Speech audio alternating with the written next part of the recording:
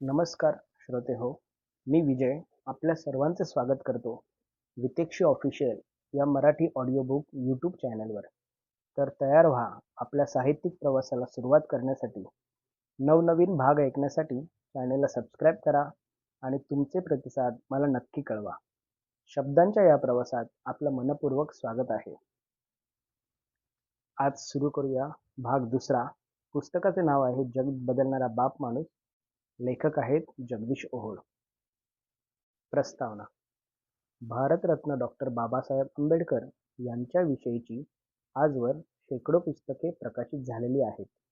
परंतु अलीकडे श्रीयुत जगदीश ओहोळ यांनी लिहिलेले जग बदलणारा बाप माणूस हे पुस्तक वाचल्यानंतर लक्षात येते की त्यांनी नव्या पिढीला एका वेगळ्या भाषेत बाबासाहेब समजावून सांगण्याचा प्रयत्न केला आहे. नव्या युगातील नव्या पिढीला शून्यातून सुरुवात करून युग आणि जग बदलणारे प्रेरणादायी डॉक्टर बाबासाहेब आंबेडकर यांच्याबद्दल अत्यंत प्रभावी शब्दात सांगणारे हे पुस्तक आहे. भारतीय संविधानाचे शिल्पकार डॉक्टर बाबासाहेब आंबेडकर म्हणजे कोणत्याही एका समाजापुरते मर्यादित असणारे व्यक्तिमत्व नाही.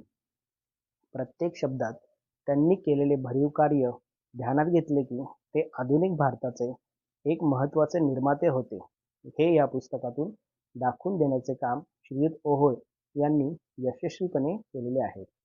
पुस्तकाची जी मांडणी आहे, मोटिवेशनल बाबासाहेब अशा तऱ्हेने बाबासाहेब सध्याच्या पिढीसमोर उभे करणे हा या पुस्तकाचा प्रमुख उद्देश आहे.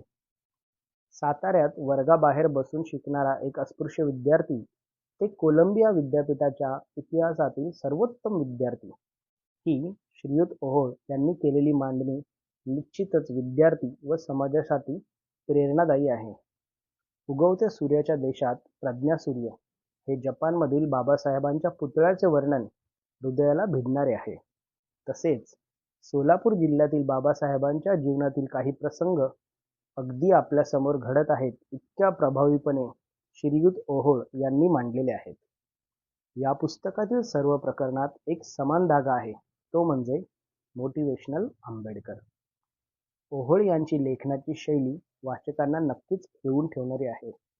हे पुस्तक वाचताना त्यातील अनेक प्रसंगातून बाणेदार बाबासाहेब, लढाऊ बाबासाहेब, प्रेमळ बाबासाहेब, बुद्धिमान बाबासाहेब, मुत्सद्दी बाबासाहेब, राजकीय धुरंधर बाबासाहेब अशी बाबासाहेबांची अनेक रूपं वाचकांच्या नजरेसमोर उभी राहतात. हे पुस्तक नव्या पिढीला, तरुणाईला नक्कीच आवडेल, त्यांच्या मनाला भावेल आणि त्यांच्यात लढण्याची, अभ्यासाची जिद्द निर्माण करेल. त्यांना डॉक्टर बाबासाहेब आंबेडकर हे आपला नवा मोटिवेशनल आयडल म्हणून सापडतील याची मला खात्री आहे. हे पुस्तक वाचून वाचकांचं जग नक्कीच बदलेल व त्यांना बाबासाहेबांकडे पाहण्याचा नवा दृष्टिकोन प्राप्त होईल याविषयी माझ्या मनात शंका नाही. श्रीयुत जगदीश ओहोळ यांचे पुस्तक हे बाबासाहेबांवरील आजवरच्या पुस्तकांमध्ये एक महत्त्वाची भर आहे.